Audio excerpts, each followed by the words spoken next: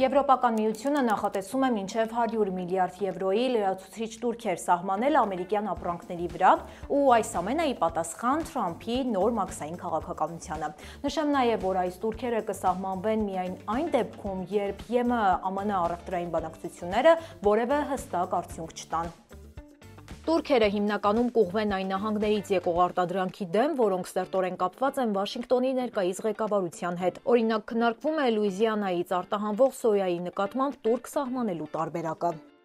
Եվրոպական միության այս քայլը հստակ ուղերձ է Ամերիկային, որ իրենց վարած քաղաքականության պատճառով նախ եւ առաջ տուժում է հենց իրենց տնտեսությունը։ Իսկ թողարկման մյուս թեմաները անոնսից հետո։ Նյու Յորքում դեռահաս միգրանտների մի խումբ հարձակվել է ոստիկանների վրա սկուտերներով ու բասկետբոլի գնդակներով։ Այսը ձերբակալել է տարիներ շարունակ ԱՄՆ-ում գաղտնի ապրող հանցախմբի անդամի։ Լոս Անջելեսում հաստատվել է կարմրուկի 4 դեպք, առողջապահության նախարարությունը հորդորում է պատվաստվել։ Թրամփը դադարեցնում է Եմենում ռմբակոծությունները, հայտարարելով, որ հութիները այլևս չեն ուզում կռվել։ Ամերիկացիները սոցիալական ցանցերում անցկացնում են ավելի քան 2 ժամ, որոնք են ըստ վիճակագրության ամենահայտնի հարթակները։ Եվ ինչ ես անելու, երբ քո տեղում սկսի աշխատել արհեստական բանականությունը, աշխարհը անցում է կատարում ավտոմատացման, կրճատելով հարյուրավոր աշխատատեղեր։ Հաղորդման վերջում ձեզ համար պատրաստել ենք վերլուծական մեծ նյութ, թե ինչպես է արհեստական բանականությունը փոխում աշխատաշուկայի կանոնները, այնպես որ թողարկումը դիտեք մինչև վերջ։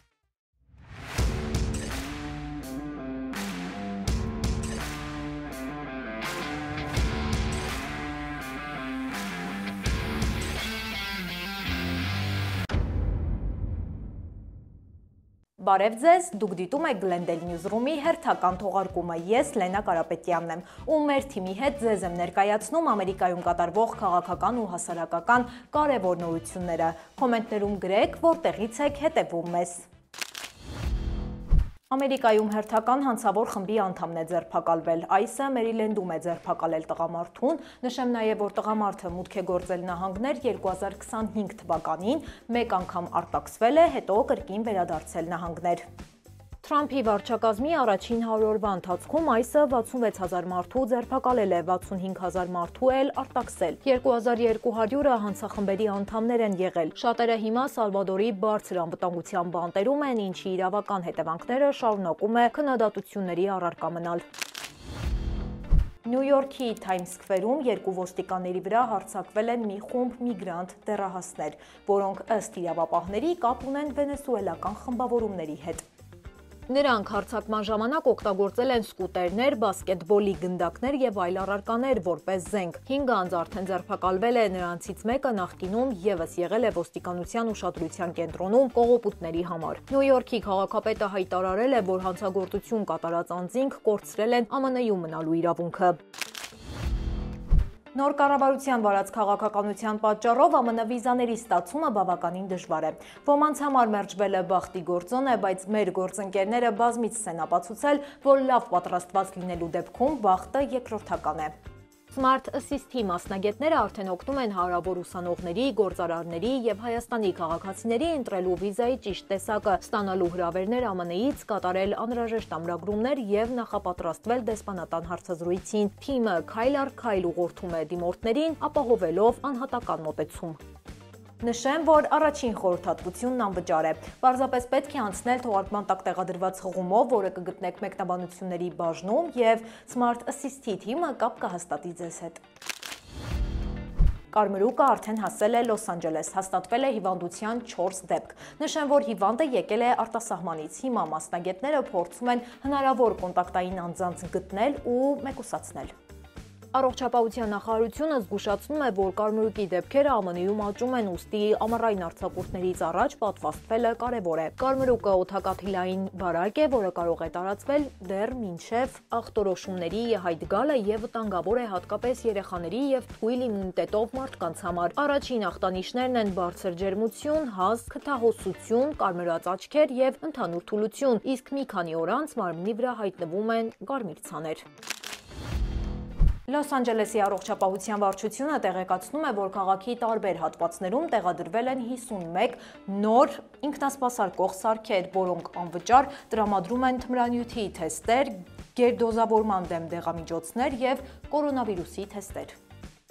Դեռ 100 նման կայան կտեղադրվի Լոս Անջելեսի տարբեր հատվածներում։ Նոր սարքերը հիմա կտեսնեք դեղատներում, առողջության կենտրոններում, համայնքային հաստատություններում եւ անօթեբանների ապաստարաններում։ Օգտատերերը կարող են մոտակա կայանը գտնել առողջապահության կայքում տեղադրված քարտեզի միջոցով։ Իսկ ահա տեղի իրավապաշտպանները հայտնել են, որ այլևս կենդանիների նկատմամբ դաժան վերաբերմունքը անպատիժ չի մնա։ Վերջին 1.5 ամսում Լոս Անջելեսի շրջանի դատախազությունը եւ ոստիկանությունը բացահայտել է ավելի քան 25 դեպք։ Կենդանիներին հարվածում են, վնասվածքներ պատճառում, անգամ թմրանյութեր կերակրում։ Որոշ կենդանիներին հաջողվել է փրկվել։ Իրավապահները հայտնում են, որ այս հանցագործությունները քննում են նույն պատասխանատվությամբ, ինչպես մյուս ծանր գործերը։ Ամերիկյան Uber ուղևորափոխադրող ընկերությունը խստացնում է իր աշխատանքային կանոնները։ Մասնավորապես աշխատակիցները պետք է շաբաթը 3 անգամ այցելեն գրասենյակ, նախորդ 2 անգամվա փոխարեն։ Բացի այդ, վճարովի մեկամսյա արձակուրդ կստանան նրանք, ովքեր 8 տարվա աշխատանքային փորձ ունեն։ Այս փոփոխություններից դժգոհում են աշխատակիցները։ Նրանք կարծում են, որ այս կերպ ընկերությունը փորձում է կրճատել աշխատակիցների թիվը։ Uber-ի գլխավոր տնօրենը հայտարարել է, որ հասկանում են դժգոհությունները, բայց այս քայլերը անհրաժեշտ են աշխատանքի արդյունավետությունը բարձրացնելու համար։ Սիրելի հետևորդներ, մինչև թողարկման մյուս կարևոր նորությունների մասին խոսելը, եկեք տեսնենք, թե ինչ է հրապարակված մեր Facebook-յան էջում։ ԱՄՆ-ում անցկացված ուսումնասիրությունները ցույց են տվել, որ ինքնավար ռոբոտ մեքենաներն անվտանգությամբ զգալիորեն գերազանցում են մարդ վարորդներին։ Վերջին 5 տարվա ընթացքում այս մեքենաները անցել են 90 միլիոն կիլոմետր սկսած Փինքսից մինչև Լոս Անջելես, Սան Ֆրանցիսկո եւ Օսթին։ Պարզվել է, որ վթարները հետիոտների մասնակցությամբ 92%-ով նվազել է, հեծանվորդների դեպքում 82%-ով, իսկ խաչմերուկներում մինչև 96%-ով։ Այնուամենայնիվ, այս դրական ցուցանիշները դեռ չեն վերացրել մարդկանց անվստահությունը ռոբոտ մեքենաների հանդեպ։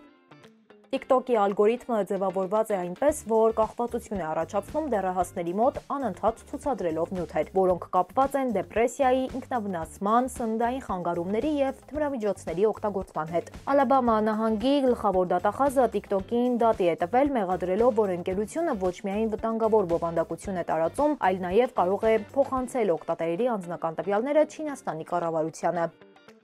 Ձեր փոքրիկների սիրելի խաղալիքները արդեն կգնեք շատ ավելի թանկ։ Ամերիկյան Metal ընկերությունը հայտարարում է, որ բարձրացնում է խաղալիքների գները Թրամփի մաքսային քաղաքականության պատճառով։ Չնայած ընկերությունը ամերիկյան է, բայց արտադրության մեծ մասը կատարվում է Չինաստանում եւ ներմուծման մաքսերի աճը մեծացնում է ծախսերը։ Ընկերությունը հայտնել է, որ կփորձի Չինաստանից արտադրության մի մաս տեղափոխել այլ երկրներ, որպեսզի նվազեցնի մաքսերից կախվածությունը առանց ընդհանուր արտադրության ծավալը նվազեցնելու։ Սիրելի հետևորդներ, եթե ցանկանում եք հետևել օրվա կարևորագույն նորություններին, ապա անցեք թողարկման տակ տեղադրված հղումով ու հավանեք մեր Facebook-յան էջը, ինչպես նաև կարող եք բաժանորդագրվել մեր YouTube-յան ալիքին։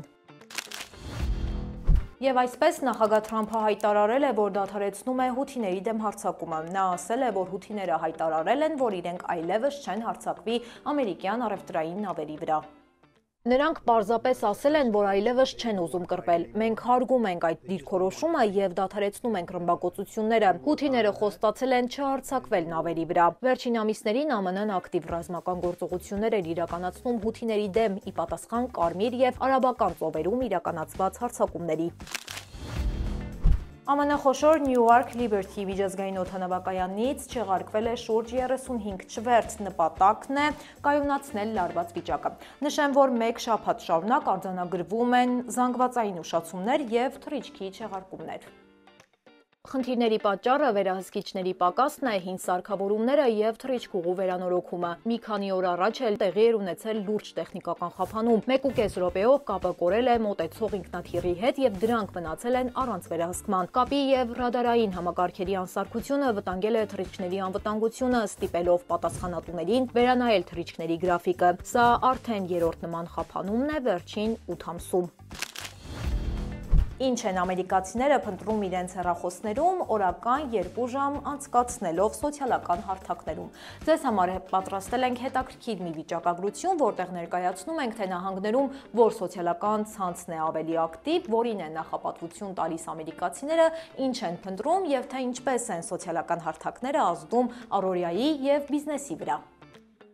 2025 թվականի սկզբի տվյալներով ԱՄՆ-ում ինտերնետային հարթակները օգտագործում է 253 միլիոն մարդ, այսինքն երկրի բնակչության 73%-ը։ Սա 5,9%-ով ավելի է, քան նախորդ տարում։ Մեծահասակների 81,5%-ն է ակտիվորեն օգտագործում թվային հարթակները։ Ամերիկացիները օրական միջինում 2 ժամ 14 րոպե են անցկացնում սոցիալական ցանցերում։ Ամենաշատ ժամանակը ծախսվում է TikTok-ում, օրական մոտ 47 րոպե։ ԱՄՆ-ում ամենաշատ օգտագործվող հարթակը YouTube-ն է։ Այն 253 միլիոն օգտատեր ունի ԱՄՆ-ից, ինչը կազմում է երկրի բնակչության 73%-ը։ Երկրորդ տեղում Facebook-ն է, 177,5 միլիոն գրանցված օգտատեր կա, ապա Instagram-ը 138,5 միլիոն օգտատեր։ TikTok-ն ունի 107,8 միլիոն օգտատեր, իսկ Snapchat-ը 95 միլիոն։ Այս թվերը ցույց են տալիս, թե որքան մեծ դեր է խաղում համացանցը ամերիկացիների առօրյայում։ Սոցիալական մեդիան ԱՄՆ-ում ավելի ակտիվ օգտագործում են կանայք, նրանցից 78%-ը ակտիվ է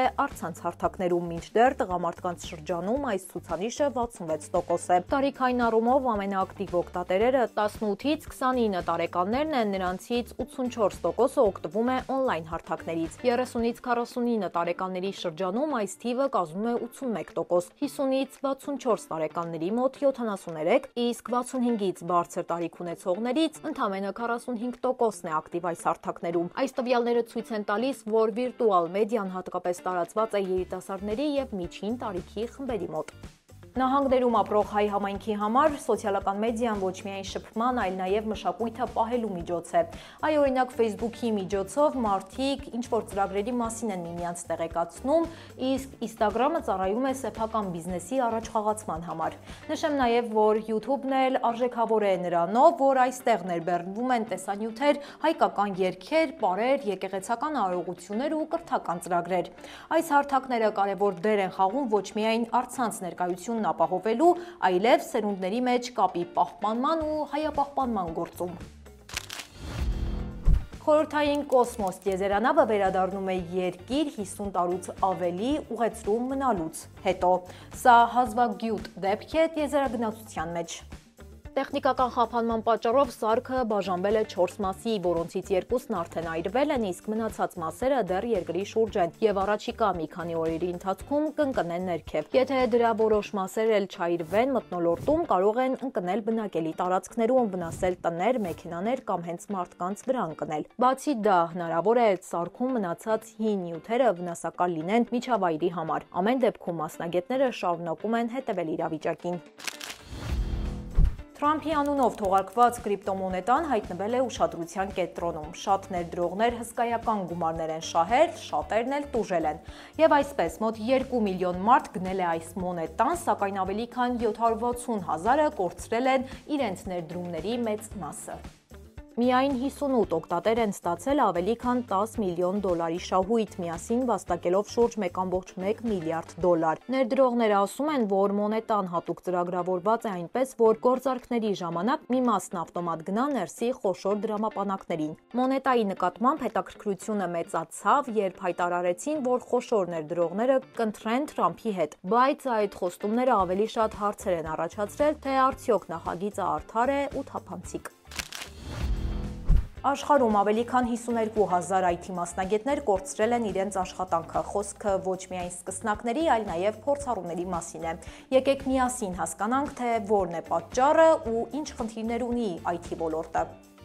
Արհեստական բանականությունը փոխում է աշխարհում խաղի կանոնները։ Սկսել է կատարել այն աշխատանքները, որը նախկինում անում էին մարդիկ, հատկապես ծրագրավորման եւ տվյալների վերլուծման ոլորտում։ Պարզ կոդ գրելու, սխալները հայտնաբերելու եւ որոշ վերլուծական խնդիրներ լուծելու համար շատ կազմակերպություններ այժմ նախընտրում են օգտագործել մարդկանց փոխարինող ծրագրեր, քանի որ մի քանի աշխատակցի աշխատանք կարող է անել մեկ համակարգ, որն ավելի էժան է, չի հոգնում եւ արձակուրդի կարիք էլ չունի։ Աշխատանքից կարող են ազատվել նաև նրանք, ովքեր ստանում են բարձր աշխատավարձ, նրանք, ովքեր տարիներ շարունակ աշխատել են Meta-ում, Google-ում, Apple-ում եւ մյուս հսկա տեխնոլոգիական ընկերություններում։ Նշեմ նաև, որ հիմա մարդը մրցում է ոչ թե մարդու, այլ տեխնոլոգիայի հետ, որքան էլ զարմանալի հնչի, ու ով կարողանում է շուտ ադապտացվել տեխնոլոգիաներին, նա էլ չի կորցնում իր աշխատանքը։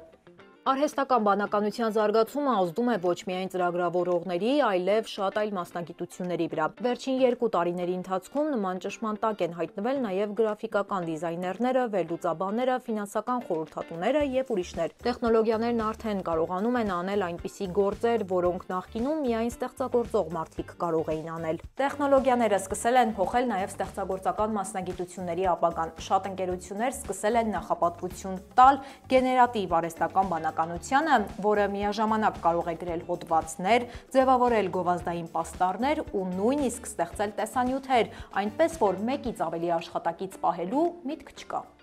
Այնպես որ կրճատվում են նաև գրաֆիկական դիզայնի, մարքեթինգի, լրագրության եւ կոնտենտ ստեղծման ոլորտներում հաստիքները։ Ֆինանսական ոլորտում եւս սկսվել է ավտոմատացման նոր փուլ։ Տնտեսական հաշվարկները, բյուջեի պլանավորումը ու ռիսկերի գնահատումը այժմ իրականացվում են ավտոմատացված ծրագրերով։ Փորձագետների գնահատմամբ մինչև 2026 թվականը բանկային համակարգը հնարավոր է ավտոմատացվի մինչև 30%, վարչական եւ վերլուծական աշխատանք, ինչը նշանակում է, որ հարյուրավոր աշխատատեղեր կարող են վերանալ։ Նույնը որքան էլ ցավալի լինի, տեղի ունենում նաև հաճախորդների սպասարկման ոլորտում։ Շատ ընկերություններ զանգերի կենտրոնների աշխատակիցների փոխարեն օգտագործում են արհեստական բանականության չաթ-բոթեր, որոնք կարողանում են պատասխանել հաճախորդների հարցերին։ Սա օգնում է խնայել գումար, բայց նշանակում է, որ ամբողջ աշխարհում հազարավոր մարդիկ կարող են կորցնել իրենց աշխատանքը։ Արհեստական բանականության ազդեցությունը դուրս է եկել տեխնոլոգիական ոլորտի սահմաններից, հասնելով նաև առողջապահության, թարգմանության, իրավաբանական եւ կրթական համակարգերին, որտեղ ավտոմատացվում են նույնիսկ այն աշխատանքները, որոնք նախկինում պահանջում էին մարդկային ներգրավվածություն։ Արդյունքում աշխատաշուկան ոչ միայն կրճատվում է, այլև փոխում է իր էությունը։ Արհեստական բանականությունը վերաձևում է թե մասնագիտությունները, թե մարդկային աշխատանքի սահմանումները, դառնալով գլոբալ քաղաքական ու տնտեսական օրակարգի մաս։ Սիրելի հետևորդներ, շնորհակալ ենք թողարկումը մինչև վերջ դիտելու համար։ Մենք բարձր ենք գնահատում ձեր ակտիվությունը, սիրով կարդում ենք բոլորիդ նամակներն ու մեկնաբանությունները։ Եթե ցանկանում եք առաջինը դիտել մեր թողարկումները, ապա բաժանորդագրվեք մեր YouTube-յան ալիքին, սեղմելով subscribe կոճակը։ Այս ժամի համար այսքանը, կհանդիպենք վաղը։ Շնորհակալություն։